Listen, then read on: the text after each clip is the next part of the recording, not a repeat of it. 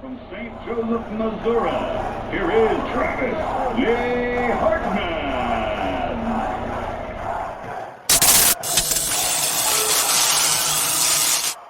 When you're not wrong, you're also not right. Isn't that true? That could have been so perfect. It is perfect. It's true, too. And that's how we're going to lead in, just like that. Welcome to the next episode of Weighing In with Travis Hartman. We are on episode 21. It's been 21 weeks. You've been on this journey with us. Thank you so much for following along. If you have not yet subscribed to our content, please do. It's on YouTube, Spotify, Facebook, Instagram. You know where to find us. Weighing In with Travis Hartman. We are there. We're also on Triller. We'll get into Triller in a few minutes here because there's a somewhat big event coming up this weekend, Travis. I mean, it's kind of big. And not talking about Turkey Day. Other than Turkey Day. So we'll get into that in a minute. First off, thanks to our media sponsors, or partners, I should say, media partners, TH Boxing, Gulfstream Financial, and IF Enterprises. As always, thank you for the support and, I don't know, the media help, I guess. Yeah, definitely. All right. Definitely. So, hi. How are you? What's up, B-Money? Yeah, glad to be back. B-Money? B-Money! It's up there. So, Weekend Trav. What's up, bro? Give it to me. Give it to me straight. I need to ask you a little Don't bit. Don't sugarcoat it, Brandon. Don't sugarcoat it. What's up with the lack of Weekend Trav attire? You know what? I did get called out on our little Facebook Live. I'm going to step it up.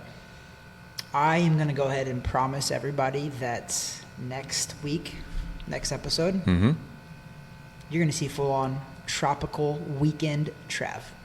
I feel like a promise. I feel like there's a lot of directions you can go leading into this holiday season with Weekend Trav. I feel like your repertoire, we can be creative. Your wardrobe can really expand here. And I hope it does, because you've only approved of one out of how many ever episodes that I did that for. Yeah. You've only approved of one. So I'm trying to impress you. And I remember what it was. It was the shirt. It was the Hulk Hogan colors. It was mostly yellow, a little bit of red. I thought you were going to run wild. So anyways, I just wanted to make sure I mentioned that because I know you were called out. We do the Facebook Live thing before we actually record this podcast. Right now it's Sunday the 22nd, so depending on when you're seeing this, we do a Facebook Live Sunday evenings before we record. Had a lot of attendance. Had a little feedback. Gave some free stuff away. Giving some stuff away. Congratulations to Jeff Page and Josh Hollier. Yep. Okay. And we're going to give away T-shirts to the 50th and 100th comments. I have to go back and check because we do the Facebook Live, and then we don't lie. We go right into recording the episode. So I'll go back and check, and it'll be money. Yeah, so here we are. B-Money. It's always B-Money. So we're here. We're live right now. Live for us, not live for you because you're watching it late. But we are here at the TH Boxing Facility in Lake Nona / Orlando, Florida. Thanks again for joining us. So Weekend Trav, without any further ado, introduction, Weekend Trav, Brandon Waters, B-Money. We want to talk about the bout that's been built up now for many months. And you want to call it even many months, many years, because these guys have had phenomenal professional boxing careers. Yeah, two big names, two big powerhouse names coming together, coming to blows on Saturday. It's sponsored via Triller. It's through pay-per-view, and I'm not sure if we have quite figured out how to actually watch that, but it is pay-per-view. We're talking Iron Mike Tyson, Roy Jones Jr. Phenomenal. You know why this is phenomenal? One, Mike Tyson is a global icon. Unless you've been living under a rock, and even if you were living under a rock, I bet you have heard of Mike Tyson. And Roy Jones Jr. I've admitted it before, and I'll admit it again. Roy Jones Jr. was my first professional boxer that I ever fell in love with and started watching. Because during Roy's reign on the middleweight and all the way up to heavyweight division was during the 90s into the early 2000s. And this guy was on TV all the time. This guy was flashy. I just still remember to this day, and I've said it before, but I remember watching ESPN Sports Center commercials. They've been hilarious. They've done really good over the years. They've fallen off a little bit, but in the past they were awesome. Do people still watch ESPN? Is it still a TV show? I technically don't. But Roy Jones, I remember him. This guy won so many titles, so many boxing titles, that he was in the elevator one time trying to give away one of his belts to, I think even maybe Stuart Scott or somebody. He was just like, no, please have it. I want you to have it. I have plenty at home. Please take it. And it was literally the funniest video ever. And I liked Roy because, one, he won all the time. He was flashy. He did unconventional stuff, and that attracted me. And he was on TV all the time. As a kid, you know, I never really remember of too many other boxers. There was a ton during that time. There was. But Roy captured the video, captured the TV audience, and he was always on TV, and I liked him. So he was my first, honest to God, favorite professional boxer. It was really when, I mean, at that point, it's kind of when sports, all sorts of different sports were propelling. You had all these guys becoming those figures, the media personalities, but it wasn't all about them necessarily. It's hard to explain, I guess, but you had like basketball, kind of you had like Jordan and all those guys around that kind of similar 90s, time frame. Yeah. Big time for sports. Football, I hate to mention it, but like the Cowboys were so good. That was the team of the 90s. You had Emmett, you had Michael Irvin, which Troy I guess he was always about himself. Deion Sanders, he was all over the place. Atlanta with the Cowboys, with the Niners. So played baseball with the Atlanta Braves. Braves were huge in baseball then.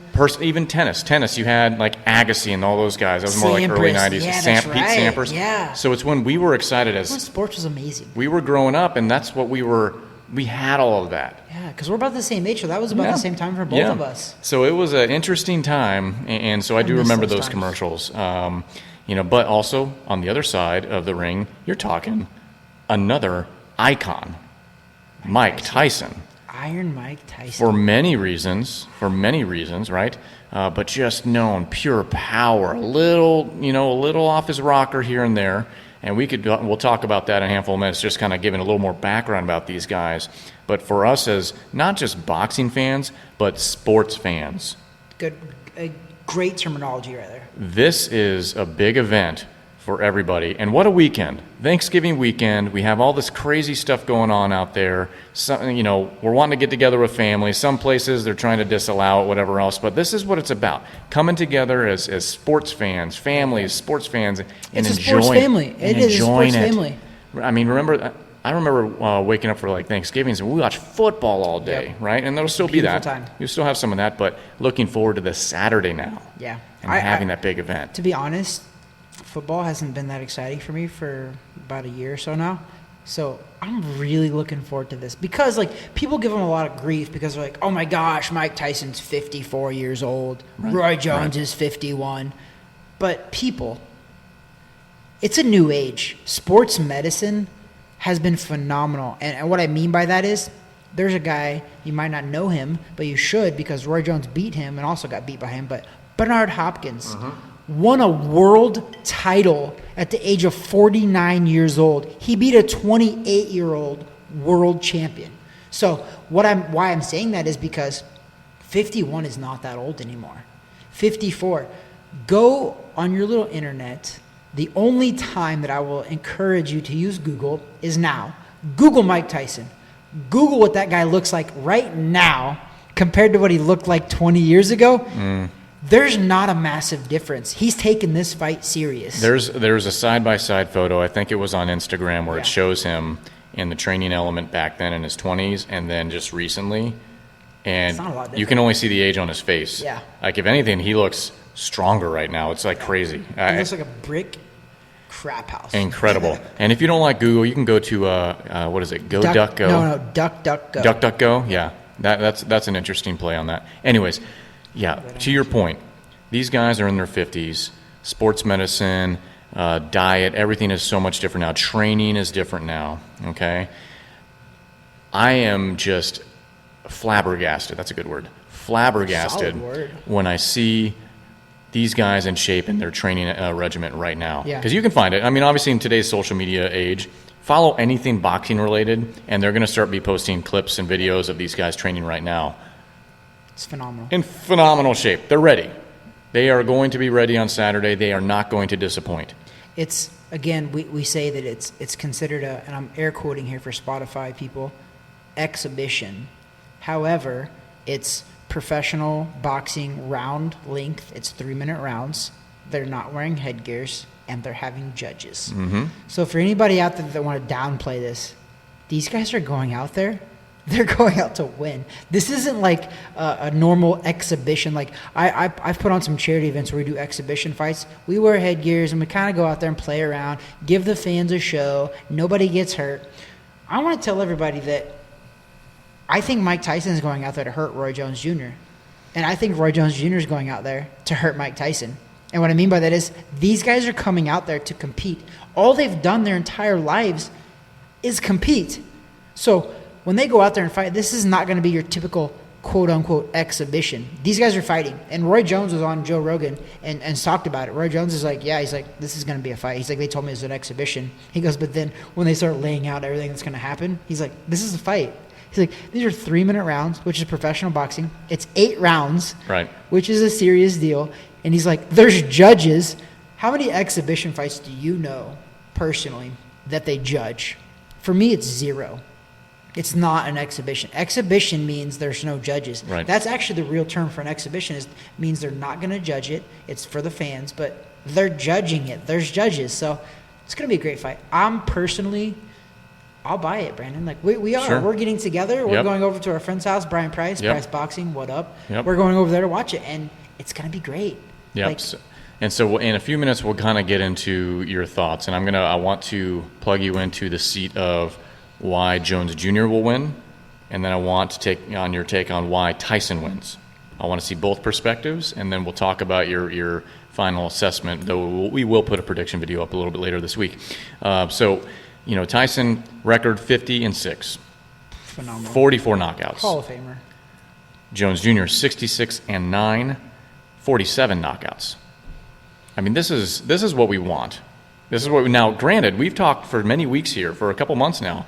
Boxing's been delivering, hands down. Every month there's been several great fights. Yep. We've talked about them week in, week out. And this is one that's been on our calendar circled for quite some time. Now, it got pushed back when we first started talking about it. It was supposed to be in September. Yep. It got pushed to now this coming weekend in November. Tyson wanted more time to train, and he's done it. And Roy Jones Jr. wasn't very happy about that. So 'Cause he knew. So if you have not listened to Jones Jr. sitting in with Joe Rogan several weeks ago, he talks about some of those details. But what I want to mention is when Tyson, a few weeks prior to that, was with Joe Rogan on his podcast as well. It's pretty much what you'd expect. The guy is he's a different cat. He's different. Tyson now, is the unexpected.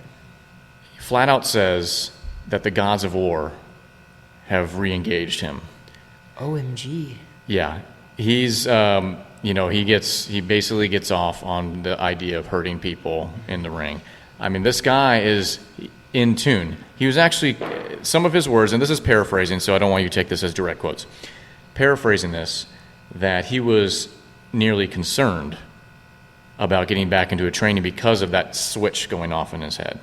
Because he came off, and you know this, he came off of just being out of shape and lazy, and this is many, many months ago. He started getting back into shape. His wife was giving a hard time, like, why don't you just get on the treadmill for 15 minutes? Yeah. And he says, surely enough, 15 minutes eventually became like 2 hours. He's on the treadmill. And then when he starts training, it's different. But he's attacking the training a little differently now. But obviously, because of his age, he has to think about these things. You train smarter, not necessarily harder. Doing the cryo stuff, doing some of these other therapies. And also keep in mind, it's an exhibition. These guys can kind of do whatever they want. It's true. I mean, who's telling them not to? I don't think there's any steroid testing either. Probably not. And you know what? Any of that. I'm not saying they are. Yeah, not accusing either one of them, but there might be some human growth hormone stuff they're going on. 54 and 51, like, possibly. Yeah, but do yourself a favor. If you are on, I don't know, Instagram or anything like that, just look up some content, Tyson and you're going to see Jones. both of these guys. And your eyes are going to widen like, holy moly. You're gonna look at 50-year-olds in a different way Yeah. when you look at these two. And like literally, everybody. So some of the older people not older people, but some of the people that I have talked to just in passing, people that I don't necessarily know very good, but I've met up with them like at the golf course or wherever else. They're like, oh my gosh, Jones is fighting Mike Tyson. Like, what are these guys doing? And I'm like, well, it's actually going to be pretty entertaining. So if you're bored and you got the pay-per-view price tag is $49.99, that's actually not a bad price for pay-per-view. And not to mention that, it's a full card. And Brandon, do you know who is on the undercard of that? Oh, I do know. Do you know who the co-main event is? I do know. Do we need to say? I think we should probably talk about that. Two-time Travis Hartman is going to... Two-time slam dunk champion of the NBA, Nate Robinson, which he stole one of those away from Dwight Howard when Dwight Howard was with the Orlando Magic, my opinion. Fair. Not that I really care too much. But I mean, Nate's really tiny and small, so he got a little bit of love for that. Yeah, and who is he? Jump. Who is he fighting? Jake Paul. Does he know that he can't? Famous YouTuber. Does Nate Robinson know that you can't really be jumping while you're boxing? Yeah, I'm not sure if anybody's informed him that he cannot dunk to win this. Yeah. Because that's an illegal move. I hope he tries to jump over Jake Paul. He could. Yeah. How funny would that be? Oh yeah.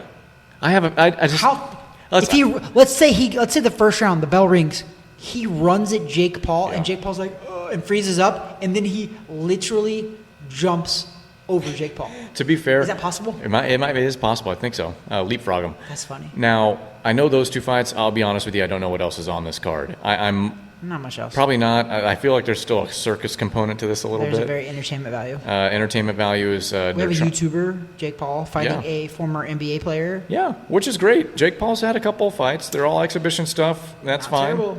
Not terrible. This is also exhibitions. He looks a lot better. Some of the training stuff I've seen of him as of late, he looks a lot better. So I haven't seen anything of Nate Robinson. I've seen a couple small things. Okay. Yeah, there's some small videos of him, for the most part. But I mean, when you're a YouTube star, you know how to tackle social media. Yeah. You know how to tackle the mainstream. And when I say mainstream now, mainstream is different than it used to be. Mainstream now is YouTube, Instagram, Twitter, all of those things. And they're not censoring these guys, so you get to see everything. Sure, because it's not political, so they don't censor them. Yeah. So the cool part about all this is, guys, while Jake Paul is a YouTuber, famous YouTuber, I think he's got over 20 million followers on YouTube, has millions of views, whatever else. The guy sells for sure. He knows how to sell. But he has brought on somebody to his team that has really legitimized his boxing skill. And it's somebody who, weighing in with Travis Hartman's podcast, he's going to catapult our podcast. Yeah, so I think we'll talk about that after the break, which we still have some time left to go, but we do want to say that it looks like we have someone from the Jake Paul camp that's going to be a guest of the show, and we'll talk about that, and we'll have that be done before the actual fight. So anyway, stay tuned to that. We'll give more detail after the break, but pretty excited about that. It's super very, very He's legitimate. Our first guest. Very legitimate too. And which extremely brings a ton of legitimacy to Jake Paul himself. He's taking it serious. Taking it very seriously, and he should, because this is going to be, I think, if you look at the full year of boxing, probably the most watched event of the year. Which is crazy because, like you said earlier, you brought it up earlier, like boxing has more than delivered. Yeah. I would say the last half of the last 6 months of 2020 is phenomenal. You cannot tell me that even the haters, I haven't heard that many haters, Brandon, because 100% boxing has more than delivered. We've had so much great talent, so much young talent, so much current talent, so much people that have, not only that, sometimes the very, very talented fighters, when they fight each other, it doesn't end up being very exciting. Right. But these fights have all been exciting. And we still have blockbuster fights right around the corner. We have a couple more weekends where it's going to be literally phenomenal. Actually, more than a couple weekends. We got about another month because Canelo is also fighting mid-December as well. Yeah, so we have December 5th, Errol Spence, Danny Garcia, and then was it the 18th or 19th? 19th is a Saturday. So, and that'll be Canelo Alvarez, and he's fighting? Callum Smith. That's right. Guys, we got this weekend, which will be Saturday. Will be Mike Tyson, Roy Jones Jr., undercard, co-main event, Jake Paul, Nate Robinson. Then December 5th, we have Errol Spence, first fight back from a massive car wreck where people thought he was going to die, fighting Danny Garcia, who is a multi-world champion. The dude is legit. He's fought the who's who of the welterweight division. Those two are fighting December 5th. And then another couple weeks later, Canelo Alvarez, who on my pound-for-pound list, I have Terrence Crawford number 1, Canelo Alvarez number 2. He's fighting. So when you have the pound-for-pound number 2 guy in the world fighting, and don't get me wrong, some people have Canelo at number 1, And if you look at his resume, he easily could be.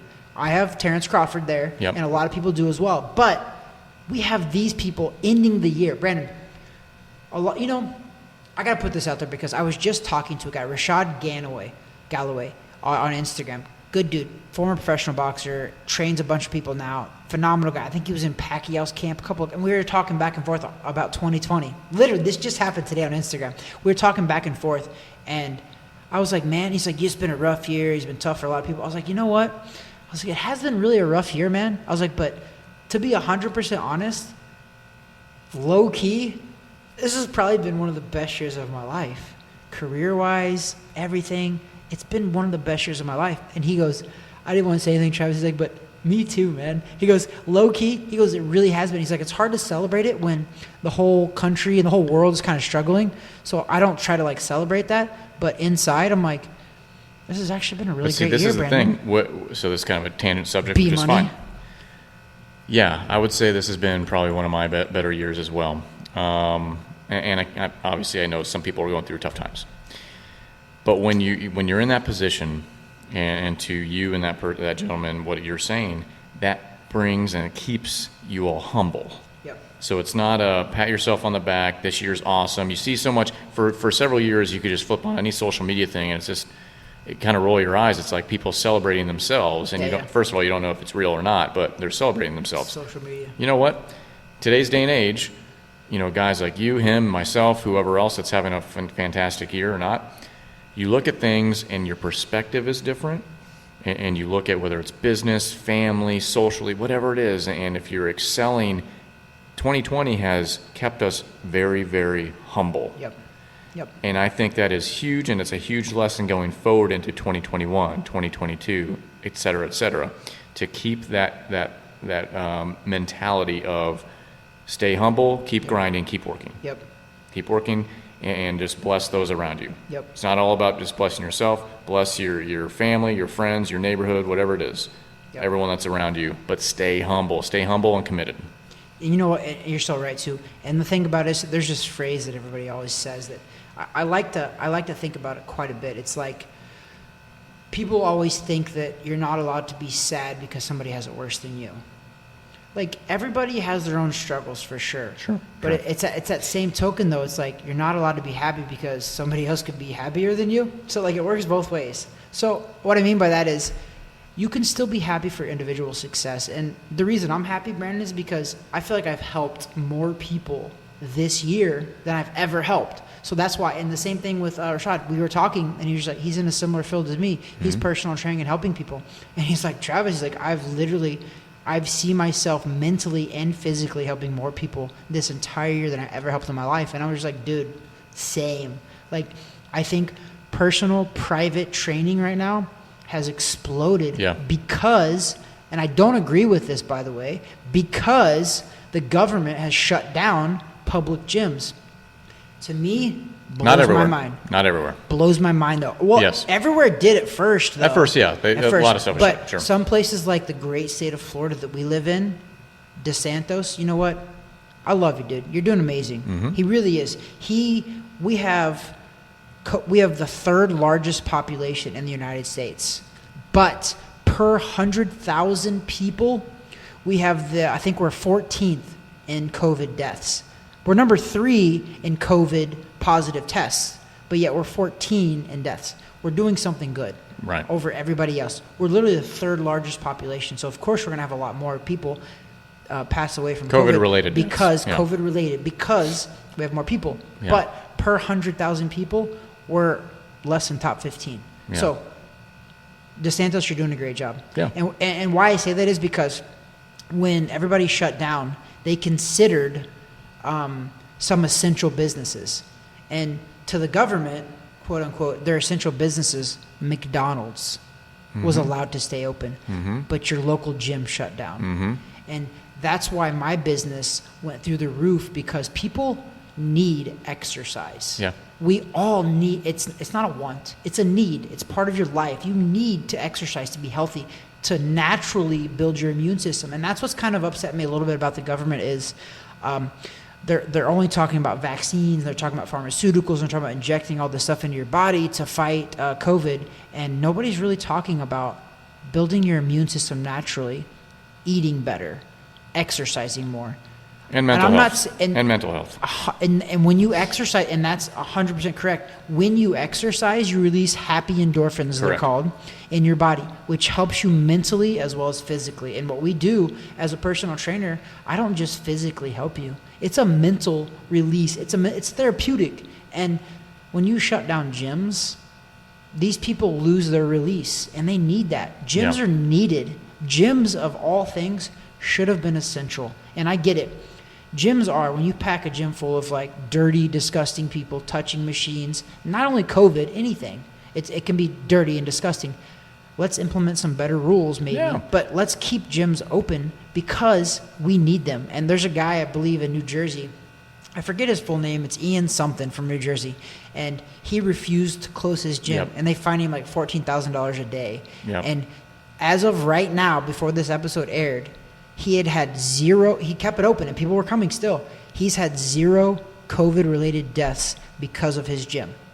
And he's helping people. He's helping keep people alive. This guy is phenomenal. And nobody is forcing you to go to a gym. You're choosing to go there because you know that building your immune system naturally will help you fight off viruses, bacteria, all that. It's not 100%. I'm not saying that. Because there's healthy people that have got COVID and passed away. Sure. It's actually happened, but it's on the lower percentage. Yeah, it's an outlier for sure. So I think what will end up happening is that unfortunately, we're in a situation where history tends to change over time. So I think when we look back at this a handful of years from now, it really depends on who's writing the story as to how we look back at the time we're currently in. We might look back and be like, what were we thinking? We're nuts. Toilet paper selling out and stuff. They might look at us like we're crazy. I just went to Costco. Yeah. They're out of toilet paper. Oh, yeah, no. Once again, so another tangent topic. I think this toilet paper thing, so we're in the second round of it going off the shelves. I think what ends up happening is this. Guys like you and me, we're like, crap. People are like buying toilet paper again. Literally crap. Well, we say that, we're like, oh man, okay, so if I'm there, I'm just going to pick up a pack. Yep. That's what happens. And it's a domino effect. And that's why it goes so quickly. It is. Do I think that we need toilet paper so badly because of the coronavirus? No, but if I look at it, I'm like, well, poop. I will eventually need it. I'm gonna think, well, poop. I'm gonna have to poop. Yeah. So if there's a pack there, I'm just gonna get it. Now they're limiting you to how many you can buy. Yeah, well, they kind of done that already. For they have. So the other day, truth be told, I was at a Publix, one of our grocery stores here, and I was just getting something else, and I went down that aisle. I'm like, well, they got some. I might as well just pick up a pack. I had toilet paper at home, but I'm just thinking ahead, like. It's that domino effect. It's a domino effect. It's a domino effect. So I think to kind of round out COVID, it's like, depending on when the revisionist history kind of sets in, we're going to look back at this time frame like either we were nuts to react this way, or maybe we did it the right way, or we didn't do enough. I don't know. No. But every state has done it differently, and as Floridians, you're half Floridian, I get it. I am. I'm a Florida. Well, like most people from Florida in your blood, are transplants. You're not Florida blood. I'm Midwestern. I'm not Florida blood either. I'm Midwestern. California blood, but you did the smartest thing you could ever. Well, I moved here when I was 6, so it's not like I knew anything. Man. Don't California my Florida. Hey, that's where Ronald Reagan came from. That's fair. Okay. That's fair. So, anyways, hey, don't California my Florida. Oh, that's the thing. Hey, gang, and this is why we get shadow banned. This is why YouTube punishes us. Here it goes. If you're moving out of a state that's locking you in your house for Thanksgiving, or telling you can't do this and that, and you're looking at states like Florida like, oh my gosh, they're doing pretty good, and they're open. Restaurants are 100% capacity right now. Okay? Now, this isn't us saying, don't be nuts and get out of your house. No, if you're not comfortable, stay home. That's fine. It's your right. It's your choice. Yeah, but no one should tell you have to stay home. No one should tell you have to have 6 people at Thanksgiving. No one should tell you have 2 hours to have Thanksgiving with your loved ones. You're telling me that we are in a day and age right now that the government in each state, there's certain states, I want to mention names, that say that you cannot have more than 6 people in your household for Thanksgiving. Can you not tell me how that is, how wrong is that? And listen, Brandon, when did COVID came around the beginning of the year, right? We have enough data towards the beginning of the year. We have enough data now. It was probably around where before we know that this virus is nowhere near as deadly as we once thought. Is it deadly? Yes, but it's not. They were projecting 2 million deaths. It spreads. It spreads for sure. Yeah. It does. They were projecting 2 million deaths, though. We're at 250,000 around that range right now. So they were projecting 2 million deaths. Mm-hmm. Okay, we're not even close to that.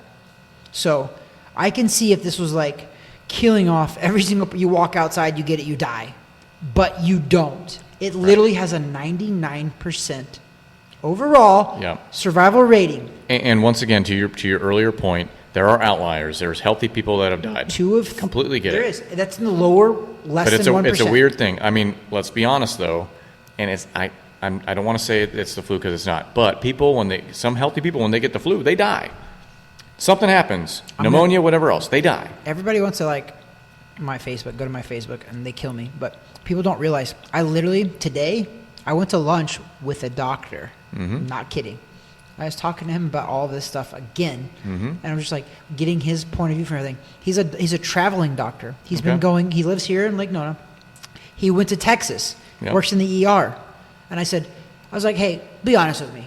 I was like, how was the ER? He goes, I saw about 3 or 4 COVID patients down there. I was like, were you guys overran? What was going on? He's like, no, not at all. He's like, it's not. I was like, I seen some kids with it. Well, because the problem is, Travis, is that when you hear the news reports of some hospitals' numbers going up or almost feeling overrun, it's like one hospital. We have 350 million people here, and they want to highlight a couple hospitals that are overran. But what I said to when we talked to this doctor, and this doc, he brought it up himself. Yeah. He goes, Travis, because I brought up that there's a new study. The CDC released this study, and it all depends on how you interpret things. I get that, but only 6%. This is CDC released data. Only 6% of the 250,000 people that have passed away from COVID only. Purely, yeah. Okay, I did the math. It's like 15,000 deaths. Yeah. Okay, and I looked at him, and I was just like, so. How many people die from the flu? He's like, quite a bit. And I was like, I understand that when you have the underlying issues, and if you get COVID, it kind of is like the nail in the coffin. It is. Yeah. So COVID did kind of, it didn't cause it, but it helped kill you. It did 2 or 3 people. But the flu does the same thing. And that's what he said. He goes, Travis, listen to me. He goes, the same people that have the 2 to 3 underlying issues, he goes, if they got the flu, it's going to be a similar effect. Yeah. He goes, so the fact that we are over-hyping this, he's like, I don't agree with. Yeah. He goes, because literally, Travis, he goes, I'm not kidding. He goes, yes, the people with the 2 to 3 underlying issues, COVID helped kill them. He did. Yes. If they didn't get COVID, they wouldn't have died so soon. He goes, but if they would have got the flu, they easily could have and probably would have passed away. Well, so it's like when you see someone that dies of heart disease. You can say they died from heart disease, or you can go back another step and say, well, why'd they get the heart disease? Was it because they smoked? Was it because they ate horribly? Well, then they died because they ate horribly, or they died because they were a smoker, but then they also died because they had heart disease. Yep. Pick what it is. Pick what it is. But the point, we should not, as Americans, or even in the world, right? Yeah, this is a global, people forget that. We should not be in a situation where someone dictates what you do in your own personal time in your house. My house. They're telling me what I can and can't do. Now, this isn't every blue. It's not every blue state, so I don't want to make everyone think it's only Democrats. It's only blue states. No, but there's predominant blue states, and this is what they're doing. California, New York. Yeah, and Chicago, Illinois, I should say. There's Oregon. Yeah, all those states. The rules are nuts, but I think the reason why we're talking about this is if you are fleeing those states, consider why you're fleeing those states when you come to a beautiful state like Florida and it comes down to voting time again. Yep, please. Don't bring that voting record down here and expect it to be different if you vote the same way. Yep. Think, people. Think. If you're coming down to Florida and be like, well, I want to be able to go shopping and I want to be able to have my friends over and not be worried. We wear a mask when we go out. Fine, whatever. But we do it. And that's the thing. Florida, we have mask mandates still, but we do that. But my point is, consider the people in charge that are dictating to you how you're supposed to live your life in your house and whatever else in these other states, and don't vote for those kind of people in Florida and Texas and the other red states you move to. I think I want to move past politics because it really makes me upset the way we're looking at things. Coronavirus is a serious deal. 100%. But we got to live with it. It's real. We got to live with it. It's not being eradicated. Quit listening to politicians saying we're going to get rid of it. No, it's going to be around. How many viruses have you ever heard of in your entire life that have been eradicated by a pharmaceutical or anybody? Hey, gang. Or a vaccine. Hey, gang, listen up. The measles and mumps are still around. All those like random stuff that would kill sailors and things back 100 years ago, that's still around. We just have vaccines for them now, okay? That's why you don't hear much about it. And it doesn't, but they're still around. They're still around is my point, vaccine does not kill it. This is going to be another thing that's around, and it's going to adapt like the flu does, so vaccines are always going to have to adapt, and you're going to have to choose whether or not you get it. But guess what? I'm going to tell you right now, as a personal trainer and a person that says, have a healthy lifestyle. Yes. It will not, I'm not saying you're going to be immune to dying from anything, because you still can. Viruses affect everybody differently. We're all a big walking chemical.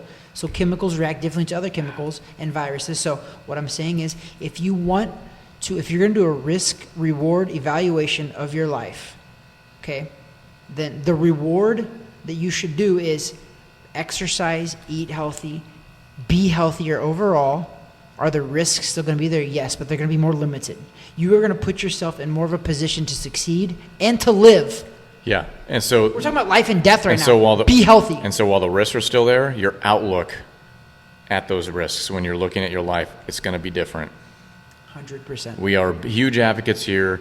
You obviously you have your training business. You're a boxer. You train boxers as well, not just everyday people. You train professionals. So your outlook on physical fitness is a little bit more in tune with it. Yep. Myself as well. I coach youth sports mainly. I do my own thing too. You work out as well. But I have been in this sort of physical game for a long time as well. Yep. And it is such a huge thing that too many people in our country are not involved with. It doesn't take much. If you're looking at something and you're like, I don't even know where to start, just start getting up and walking. Just start getting up every day. That easy. Just get out of the house, go walk for however long it takes, and build up. There's a program. Walk every day, doesn't matter. Well, there's a program, because I used to be a runner. I still am, I guess. Doing 5Ks, 10Ks, marathons, whatever. I used to do all that stuff. And there's a very famous program. It's the Couch to 5K plan. It's getting people off the couch and building them up to actually finishing a 5K. And that doesn't mean run the thing or sprint the thing. I think too many people they're thrown off by... They overthink it. They overthink it. They're thrown off by races thinking, oh my gosh, they think people sprint this stuff. No, there's a variety of people that go and do these things. Overweight, ripped and shredded, a variety. But the whole point is that you go out there, you accomplish it, you finish it, and you're instantly connected to everyone else that just finished that thing or participated in that thing. And camaraderie. It's a different thing. And then all of a sudden it feeds on itself. Then you're like, wow, I'm going to do this again. And I'm going to do it again and do it again. And it just, something happens. Something internally changes. And then the same thing with even diets and whatever else. You can find a community online, whether it's on YouTube or whatever, Facebook groups, things like that. On a podcast or a blog or whatever, you'll find it. I mean, we've done different stuff. We can talk about this together, but I actually want to get back to our primary topic at hand, which was Mike Tyson, Roy Jones Jr., right?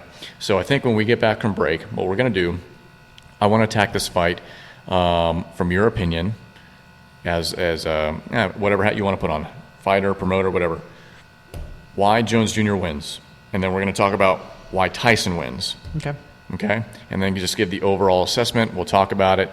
And then, obviously we want to lead into what will be the guest. Future episode. Right? And I don't even think episode. I think what we're going to do is that we're going to... Be his own guest, yeah. We're going to put it on the page as a standalone and go from there. We just, we like adding content to our YouTube page. I know if you're listening on Spotify, I might do something there to get it on Spotify.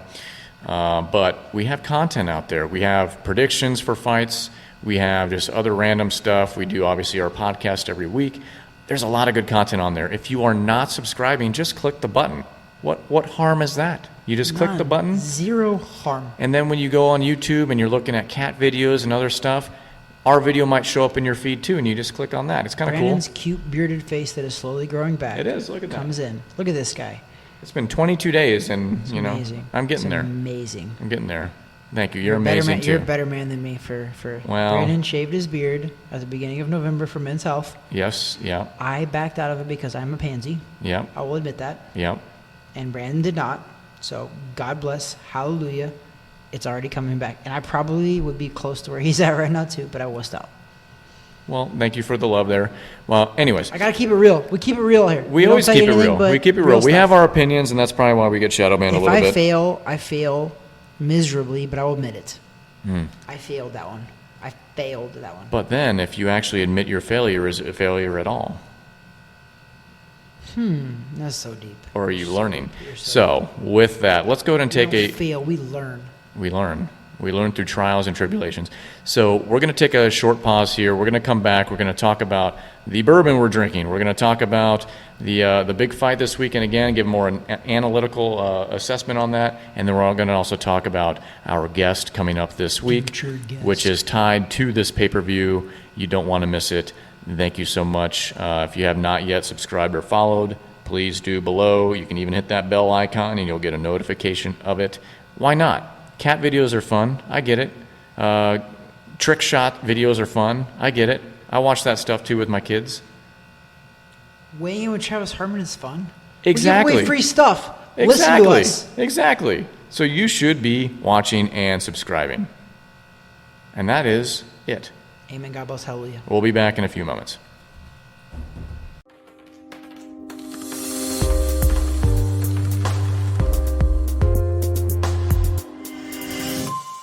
Yeah. Bro, it sucks to be you. Well, sometimes, and other times it doesn't. Like tonight, it's awesome to me. So, we are back, and I wanted to highlight what we're drinking tonight. As we do every week, we do drink bourbon, boxing, and beards. I think we came up with that the other week. Don't say we. I'm not taking credit. You definitely came up with that. That is your This gold star. This is a we show, so we share. family. We share that. We are family. So we are drinking, it's TX blended whiskey. So I don't know if it's a pure bourbon or not, which is fine. And it's from Firestone and Robertson out of Fort Worth, Texas. Weekend Trav picked this up. TX blended whiskey. Let me see here. I'll go... That was in honor of my pops, who is from Texas, born and raised. And what we've been doing recently is giving it a boxing glove rating from 0 to 10. But let's talk about it a little bit. So when we first poured it, the first couple pours I had, I was like, wow, this is really good. I like it. It was there was kind of like a caramely note to it. Oh, wow. You like that? You're so professional. But right did you now. catch that though? Yeah. Yeah, There's there's a little sweetness, like a not a lot. No, it wasn't overwhelming by Right. no means. It was a very it was a hint Yeah. of it.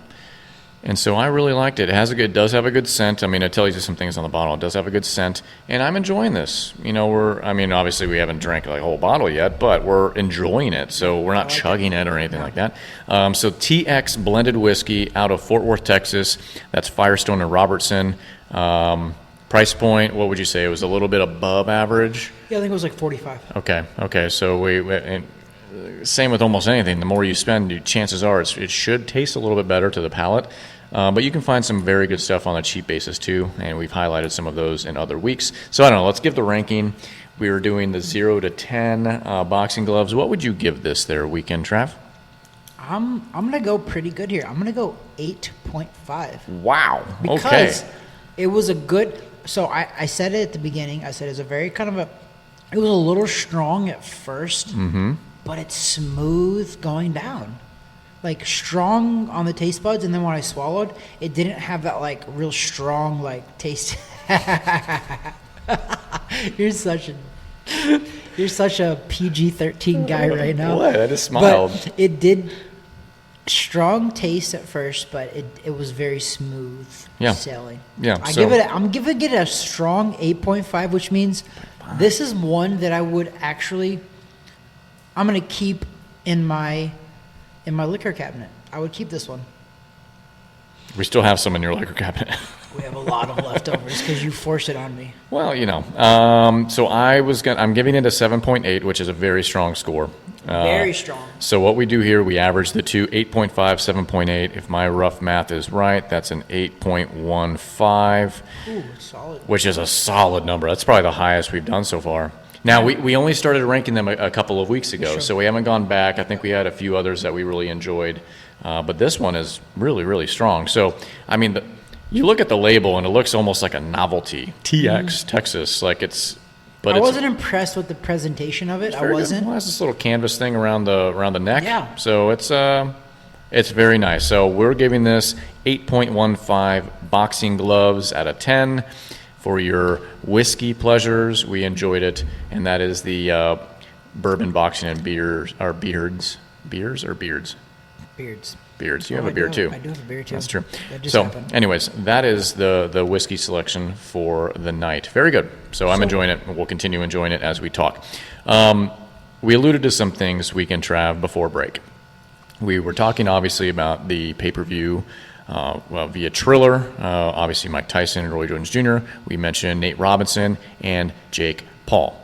So what we want to do is discuss our guest that we're going to have on the show, and we're going to record it. It's going to be more of a standalone, so we'll have the video as well as audio of that, but that's coming here. It's going to be technically our first actual guest. We have a couple others. 21 episodes. Yeah, we have a couple others lined up we're pretty excited about too, but this is our first, and we think it's timely. This fight is this weekend, and we're talking specifically the co-main event, Nate Robinson versus Jake Paul, YouTube icon. So, Weekend Trav, give us a little insight as to who our guest is, and then name drop it, and we will kind of expand the discussion from there. So, our guest is former professional boxer with almost 40 professional boxing matches, I believe. I forget his record at the top of my head, but BJ Flores, top amateur. Huge. I think he was a world title challenger as a pro as well. Has a phenomenal professional boxing record. And BJ Flores has been hired on to train Jake Paul, YouTube sensation. But I can't wait to pick BJ's brain about this because there's a lot of old school boxing guys that are just really turned off by this whole quote unquote YouTube movement. But Jake Paul can fight. Like, you can see a progression from the time that he started working with BJ to right now. You can see a progression, period. And I wouldn't say it if I didn't see it. I can see it. Jake Paul is not bad. And this is an exhibition. He's not a professional right now. This is an exhibition. So I'm happy with Jake Paul's progress. I'm happy with what BJ is doing. I think BJ, in my honest opinion, I think BJ will one day train a world champion professional boxer. And that's my opinion. And I genuinely believe that. BJ Flores, he's a smart, intelligent boxer, for one. The guy also can articulate his experience, his knowledge to other people, and it's clearly showing right now because if you Google Jake Paul, you're going to find, or if you DuckDuckGo Jake Paul, you will find attached to him BJ Flores because BJ's been training him. He's in all the videos. BJ's his mid guy. BJ's his head training guy. BJ does all of that stuff. BJ is responsible for molding Jake Paul for what he is right now. So whatever happens, you can either think or give credit for losing to BJ Flores because BJ Flores has been right there every single step of the way with Jake Paul. So I can't wait to have BJ on our show because Jake Paul is the co-main event for Mike Tyson, Roy Jones Jr., and BJ is right there.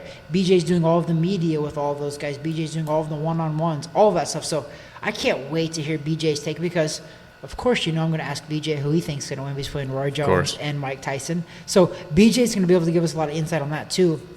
And right now, I believe BJ's out in California and Vegas back and forth to training Jake Paul. So, dude, this is a blockbuster guest. And guess what?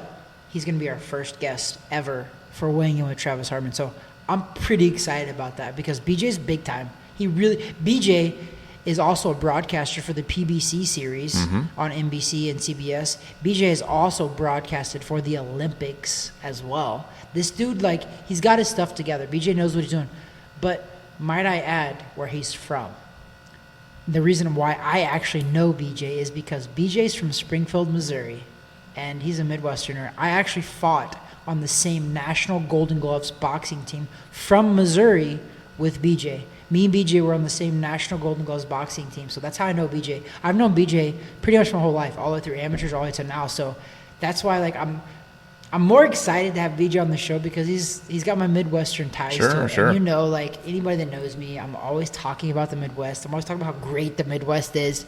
We do produce a lot of great people, and BJ's one of them as well. So I can't wait to have him on the show, Brandon. We're looking forward to it. I mean, we are so appreciative of the time that he's going to give us because this is a busy week for him. We get it. Crazy busy. Lots of media stuff going on. You know, obviously the training. We can't get rid of the training. I know it's a go-home week for them, but still, lots of media stuff to do, and he's carving out some time to share with us, with Weighing In with Travis Hartman, our show here. So we will, once we have that interview wrapped, we will have that up on YouTube. We'll have the audio on Spotify, and we are so appreciative to BJ for sharing a couple moments with us this week, and we're looking forward to it. It's the start of a lot of good stuff here, and we have a couple other guests that we are already lined up. We're just trying to get the dates pinned down with them, and so it's exciting times here. We enjoy it. I just want to give the listeners just a kind of a little bit of notice on how big this is. Yeah. BJ Flores trains Jake Paul, right? Yeah. Jake Paul has 20.2 million YouTube followers. Yeah. Okay, we're bringing this up because this is the time we're in now. Like, this is the thing. He also has 13.6 million Instagram followers. This guy has almost 40 million followers on 2 social media platforms. That's not counting Facebook. That's not counting Twitter. That's not counting Triller. That's not counting anything else. So BJ is responsible for training this guy. And here's what I think, too. When you look at a Jake Paul, so how many of these kind of exhibition fights has he done? He's done a couple others prior. I think only 1 or 2, but yeah. So I think initially just kind of did it. You know how they used to do like celebrity boxing, like that was a thing. I think it was on Fox or something like that. I think maybe he did that initially just to get some of those hits, those views, whatever else. But he is taking it seriously now. Having BJ Flores in the camp and really running that show, the bug bit him, and he now sees I think he wants a breakaway, and I don't know this because I don't know anything specifically about Jake Paul other than the fact that I think he sees this divergence in the road between his brother and him and wanting to do something the different way. And if he has this and works his way up, who knows? Maybe he becomes professional. Maybe he's never a world champion by any means, but to just go down the fight road and surround himself with these kind of people, these important people, not just trainers and guys out of a random boxing gym that think they know what they're doing, but a BJ Flores who has been through the ropes. He's done everything. And now seen his progression. That's not coincidental. Not coincidental at all. So we are more than excited and happy to have BJ Flores on our show. We were trying to get the dates right and the times right. It just wasn't working today. He flat out said, guys, Sunday is my day off. I need it, especially right now. You know what? I get it. Sunday's God's day too. Come on now. Yeah, we're just drinking sacrament here on Sunday nights. But anyway, so that's BJ Flores. We're having him on the show. You need to be following and subscribing to our YouTube channel and following our Spotify and everywhere else. That's how you're going to get this content from us. It's going to be phenomenal. It's going to be great. And this is the start of some pretty big things here, weighing in with Travis Hartman. And who knows if Jake Paul just drops in on this interview. What will we do? I don't know. I'm just saying, I don't know. Maybe it happens. Maybe it doesn't. Maybe if he gave a shout out to TH Boxing. Maybe if he gave a shout out to weighing in. I'm just saying, Weekend Trav and B Money. We have a lot of stuff up our sleeve. Don't count us out. Look at this sleeve. Look at this sleeve. That's all I got up my sleeve is that. I don't got much on this end, but whatever. I'll take it. This is the low carb diet. I feel like we're a team, so I can take some credit. Yeah. And not credit, but I can take some appreciation and as a team effort that you have big muscles. Well, I said it's a we thing. I didn't join them. You did. You said that earlier. So This is all camera angle here. What's yours is it's mine. all camera angle. Mine is mine. Keep in mind, I'm on the low carb thing now, so I just transitioned away from carnivore into full keto this weekend. So I'm allowed some carbs. I have a 31 gram carb load each day I'm allowed to get up to, but I don't really hit that. I couldn't do it. It's hard. Well, it's not hard. Carbs. It just takes, with everything, it takes planning and prep. It's discipline. It's discipline. It's discipline. It takes a lot of discipline, and you have a lot of discipline. So because you have a lot of discipline, because one, you put up with me on weighing with Travis Hartman, so your discipline is through the roof. You have no People idea. don't realize. You have no idea. I do personally know that I'm very thankful for this man. I'm very thankful for his producer capabilities. I'm very thankful for B Money in general. By the way, if you need a financial advisor,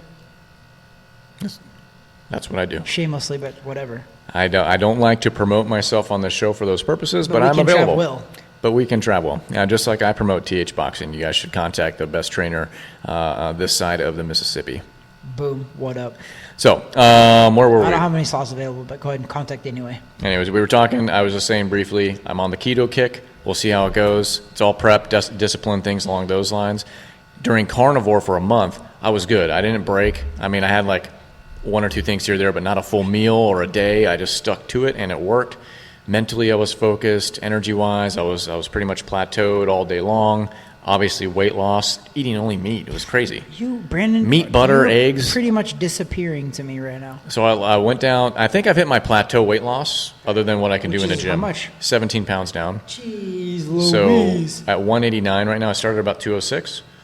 So I'm at 189. The rest, I think, has to be more gym-oriented. I got to really push it on the running and stuff like that besides lifting. That's why you plateau, yeah, for sure. Yeah. Which is fine. I'm okay with that. But now I'm able to – I'm just more excited that I'm not just only tasting meat and salt and butter.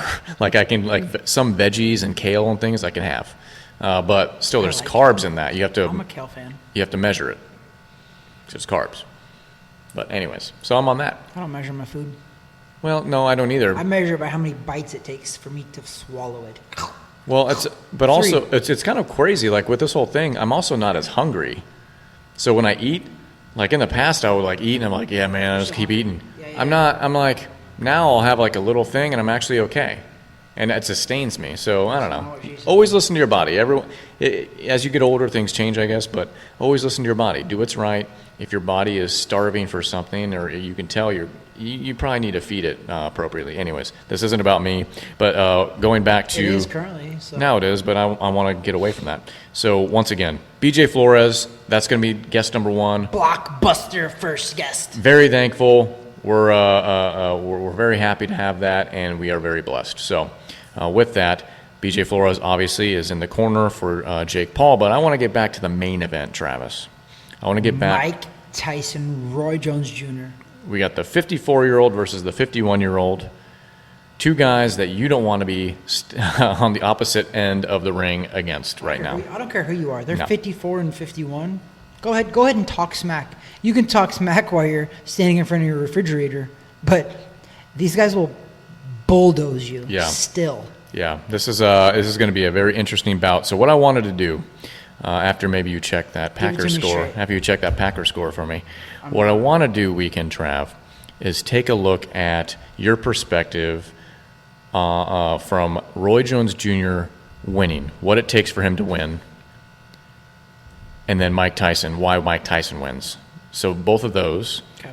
and then we'll kind of follow a conversation that goes from there. So we want to start on the Roy Jones Jr. side after you give me whether or not I'm upset or happy. I'm upset. Really? What happened? I don't know. 34-31, they lost. Yeah, field goal. So, it is what it is. I don't know how it happened, Well, but it happened. They probably just stuffed us, and then Yeah, I think that's what happened because the quarterback stats are about the same as they were. best defense we played. Anyways, so it's not about the Packers. All right, it's about the Vikings, but whatever.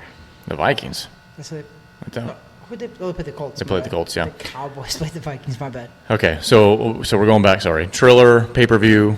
We're going Mike Tyson, Roy Jones Jr. Tell me, Weekend Trav, why does Roy Jones Jr. win this fight? First of all, Roy Jones wins because I say he wins. But besides that, in my opinion, I think that Roy Jones wins because, one, he just fought a professional boxing match 2 years ago. Roy's last professional boxing match was 2018.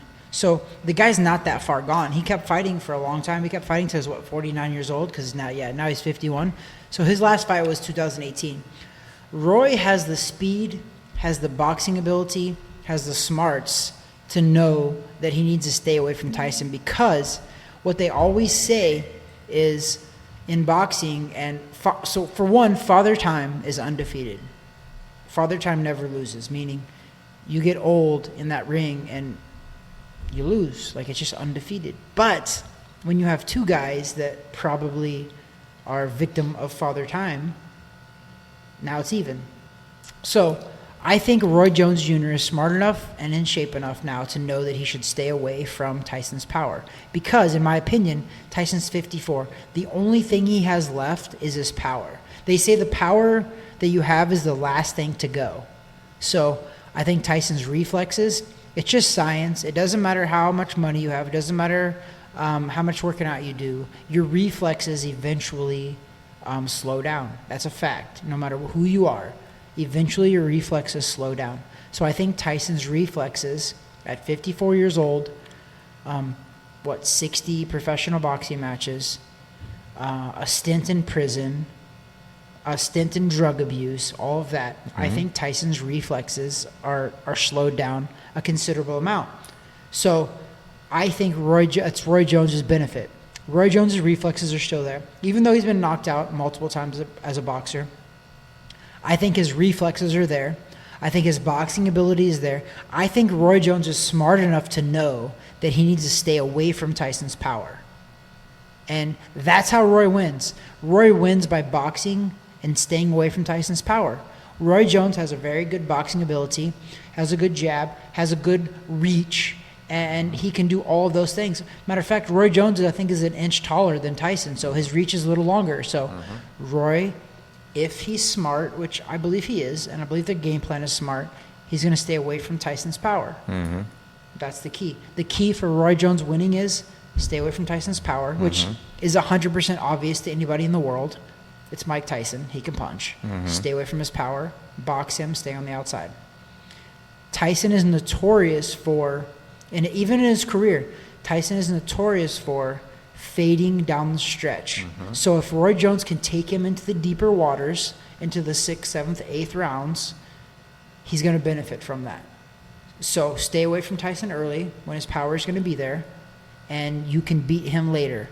I don't know that Roy Jones will knock him out, but if Roy Jones can last 8 rounds, if it goes to a decision, I think Roy Jones wins. Okay, so that's the game plan, but as we've quoted before, everyone has a game plan until they get punched in the mouth. Via Mike Tyson. Great Tyson. Quote. So, I think you hit all these bullet points that it doesn't take a rocket scientist to understand that. Stay away from the power, mark and move, take it deep into the fight, amongst other things. But let's flip the script a little bit.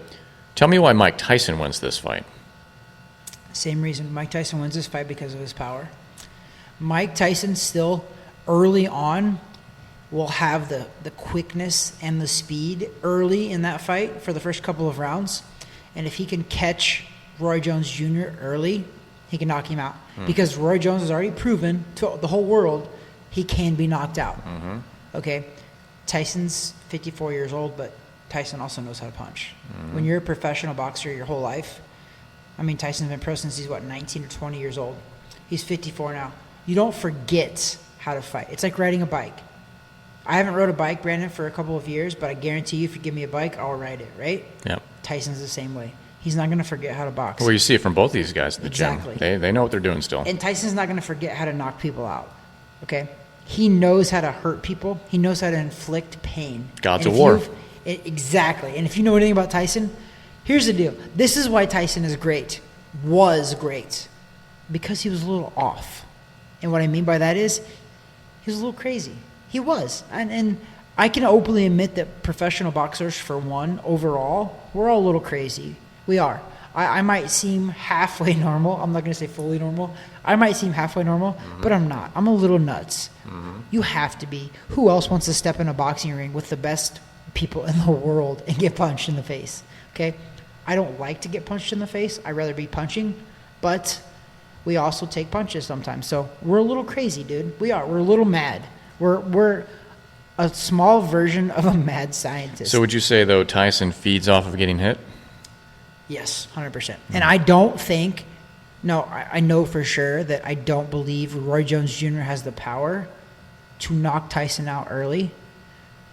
if there is a knockout on Roy Jones's part, it's going to be because Tyson gets tired, and Roy's going to wear him down. And eventually, because that's what happened to Tyson.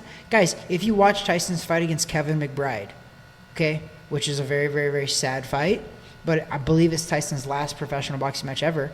Kevin McBride knocked out Mike Tyson, but watch the fight. He knocked Mike Tyson down like twice, I believe. Tyson's sitting on his butt on the ropes, looking up, clear as day, and was just like, I'm done. Doesn't get up. So Tyson's got a chin. You don't usually knock Mike Tyson out cold. You don't. Not very many people have. And if you have, you're either Lennox Lewis, who is by far in the top 10 best heavyweights of all time. Doesn't get enough credit, but he is. So you don't knock Mike Tyson out cold. Even Lennox Lewis didn't. Lennox Lewis knocked Mike Tyson down legit. Mike Tyson's in the middle of the ring with his eyes wide open and just chose not to get up. So Tyson has that psychology in him where if he's tired and you're beating on him and he thinks that he can't beat you, he'll stay down. Yeah. So that's the only how that I believe Roy Jones can knock him out, which would be like a TKO. It wouldn't be what your conventional knockout. Sure. So we're looking at the Tyson victory coming as we all would expect. Knockout. Power. Yep. Early quickness. Attack, disorient the game plan. That's the typical Mike Tyson fight. But it's also exciting. That's what we want to see. Because he's going to come. We're not looking for this thing. I'm sorry, but I don't think any of us wants to see this thing in the 7th or 8th round. Nah. We want People this are tuning early. in for early. We want this early. We want these guys to just really take it to each other, and that's great. That's exciting for everybody. It's exciting for them too. I'm excited for that. 100%.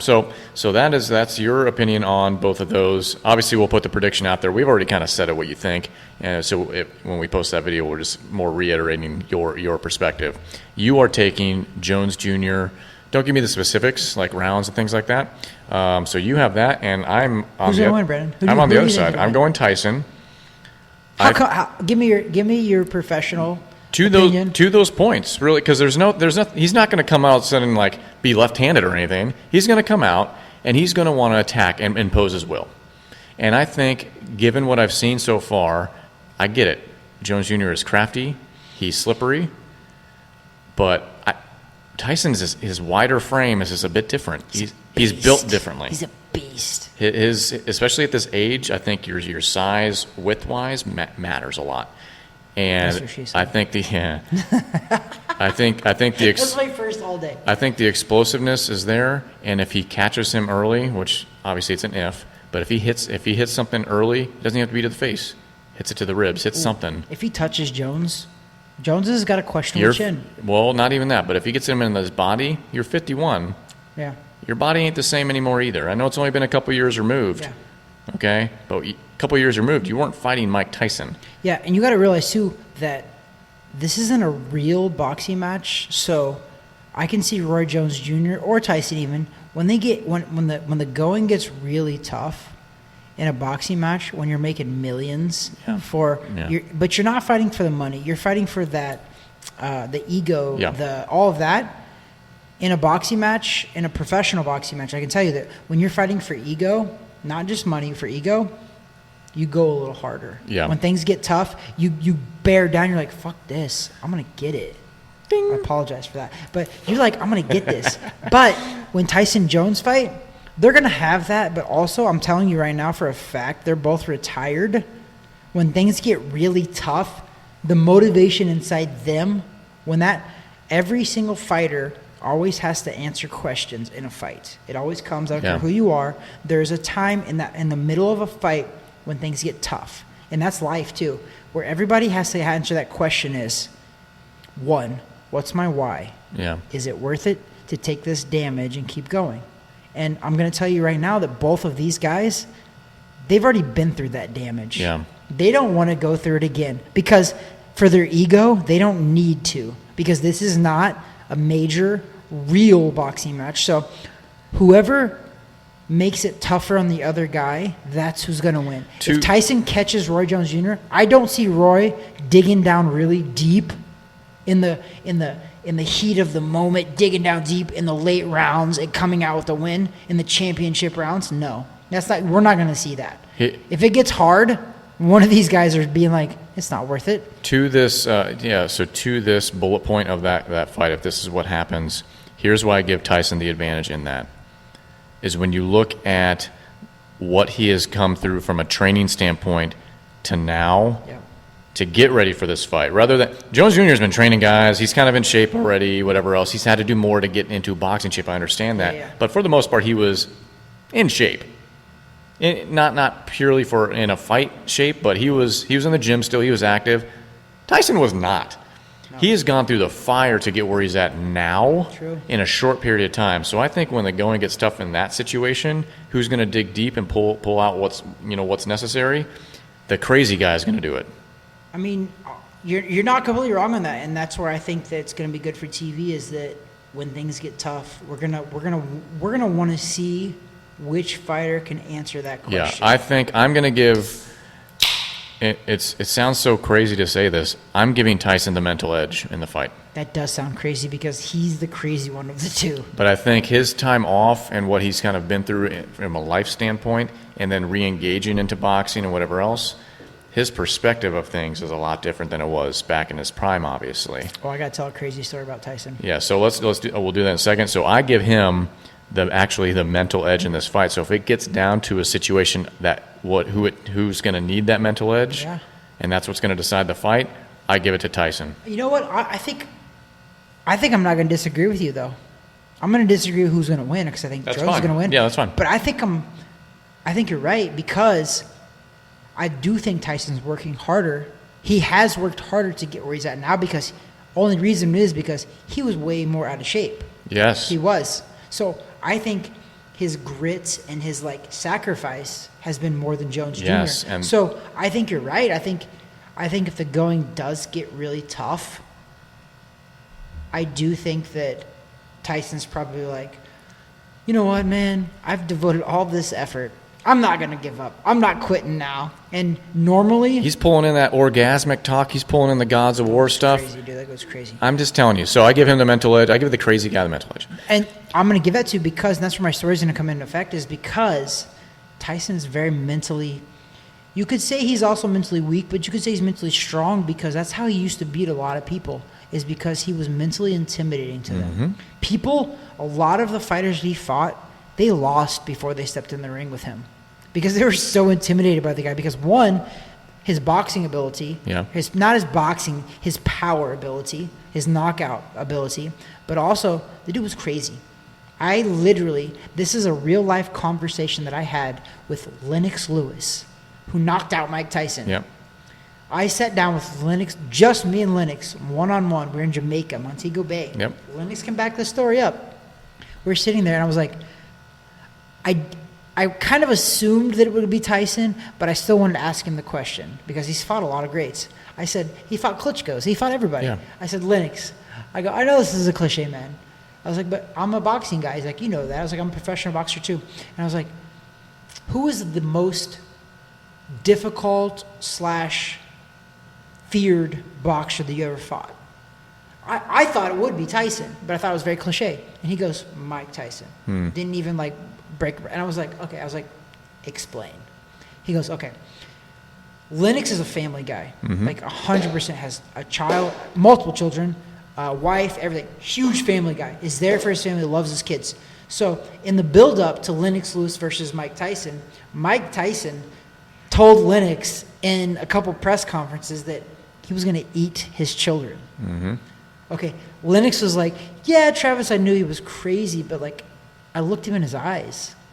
And when he told me that, he goes, I believed you. He goes, I know that you've met Tyson, all that. He goes, but I don't think you've ever looked Tyson in the eyes when he told you when to eat his children, eat your children. He goes, I genuinely believed in Travis. And in my mind, when I went into that fight, he goes, this is the first fight I've ever thought this. He goes, because most of the time when I do battle with somebody, I end up being friends with them afterwards because it's that camaraderie. He's like, but I thought I had to kill him. He goes, I'm not. He's like, and I don't feel any of that towards Tyson. I don't. But he wanted to eat my children. He goes, I believed him because I saw his eyes. He was crazy. He goes, I believed it, and I was like, I have to kill this guy. When I get in the ring, I literally have to kill this guy because if I don't, he's going to kill me. And he genuinely might do something crazy. And like I was just like, wow. And not to mention that, nobody really talks about this, but Mike Tyson bit Lennox Lewis as well. So in the pre-fight press conference, Google it, DuckDuckGo it, you'll see it. Do Lennox Lewis, Mike Tyson, and then do bite, and you'll see it. So they were facing off, and it got a little heated, and Tyson starts walking over at Lennox Lewis, and Lennox is like, what the heck's going on? And he comes over, and people rush and break it all up, right? Well, they didn't break it up completely because there's like 10 or 15 people, and there's like a melee going on, and Lennox is like, everybody's all around. He's like, I don't know what's going on. Next thing I know, I feel this sharp pain on my calf. Yep. And he goes, I'm like peeling people away. And he goes, I peeled enough people away. And I see Mike Tyson, Travis, looking up at me with my leg in his mouth. Bro, this is from Lennox. I'm speaking verbatim from Lennox Lewis telling me this story one-on-one. And he's telling me Mike Tyson had a chunk of his leg in his mouth. And he was like, it was game over. He goes, from that point, I already thought I had to kill him because he said he was going to eat my children. Travis, he bit me at a press conference, and nobody's really talking about it. But there's video, there's pictures as well to back up what he's saying. Mike Tyson bit Lennox Lewis in a pre-fight press conference leading up to their fight, which also is why, if you watch that fight, there was about 12 police officers that when they both got in the ring, 12 police officers separated them before the bell rang. So they never did a whole like face-off where you used to go to the middle of the ring and the referee tells you, blah, blah, blah. It never happened because they were so worried. So as soon as the bell rang, it was like, well, I'm going to unleash the beast, which is Mike Tyson, on him. And you know what? He ended up knocking Tyson out, I think, in the 7th or 8th round. And that's the story. But that's like, I literally got to sit down and hear a guy talk about knocking out Mike Tyson. Which is, it's such an interesting story, to be honest with you, and funny, and a lot of things there. Crazy. To today, here's what I find interesting is not the right word, but I don't know. My eyebrows are raised right now because guess who's been relatively silent in the past few weeks leading up to this fight this weekend? Tyson. Mike Tyson. Really weird. It's really weird. So it makes me worry. Exactly. I think he knows that though. But what do we think about that? Do we think something crazy is going to happen? Listen, I think that's why people tune in. I made the prediction many weeks ago that I think at some point Evander Holyfield shows up. And he's in the stands. 100%. Yeah, because this is all the lead up to this Legends Only League, right? You brought that up a long time ago, actually. Yep. So the whole point of these guys fighting on Triller, on the pay-per-view, is that it's going to promote this new offshoot of this Legends Only League, not just boxing, other sports, things along those lines, just showing off. Listen, just because you get into the older age, that doesn't mean it's over. Sports medicine is different, training's different, everything's different, mental capacity is different. So this is going to be offshoot into a lot of cool stuff. I hope they talk a lot about that this weekend. But I just envision Holyfield somehow being around, involved, whatever else, because you're starting to see more pictures and videos of him also training out there as well. Interesting. He's similar age. Interesting, right? So Mike Tyson's been a little silent, which is weird. He's just letting pictures do the talking for him, which I find very interesting. Very interesting. And it's a different kind of intimidation tactic. Mm-hmm. It is because Roy Tyson, Jones Jr. has actually been the one talking more.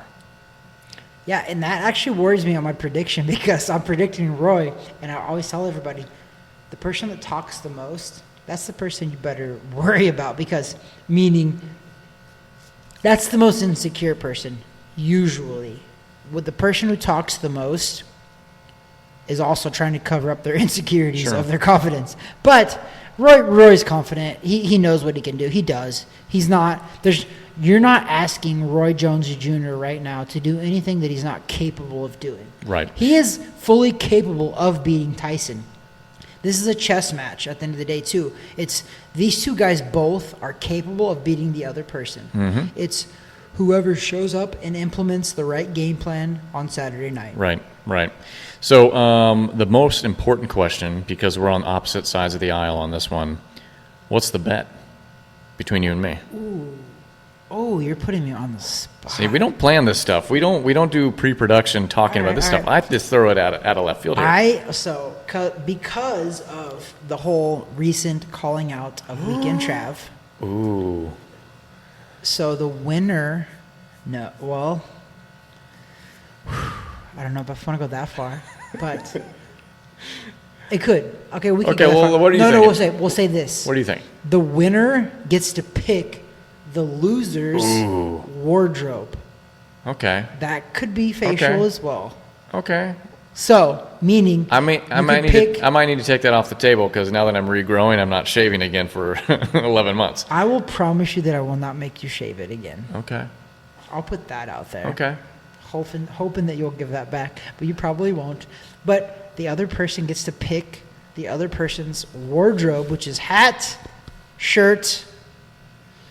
I don't want to say facial, but I'll give that to you, I guess, facial, because I don't want to shave this. But okay, a bet is a bet. We got it. We shake Wardrobe. on it. Wardrobe. Shake on it. YouTube, you see it? Spotify, we just shook on it. That's the bet. If Mike Tyson wins, I pick the Weekend Trav Ensemble wardrobe next time, and then vice versa if Roy Jones Jr. wins. Also, though, the person who picked, so if Roy Jones wins, I get to pick your wardrobe, but I also have to pay for it. Okay. The winner still has to pay for it. Okay. I don't like where this is going so far, but okay. And I can make the loser pay for it. I will equally not touch your facial hair.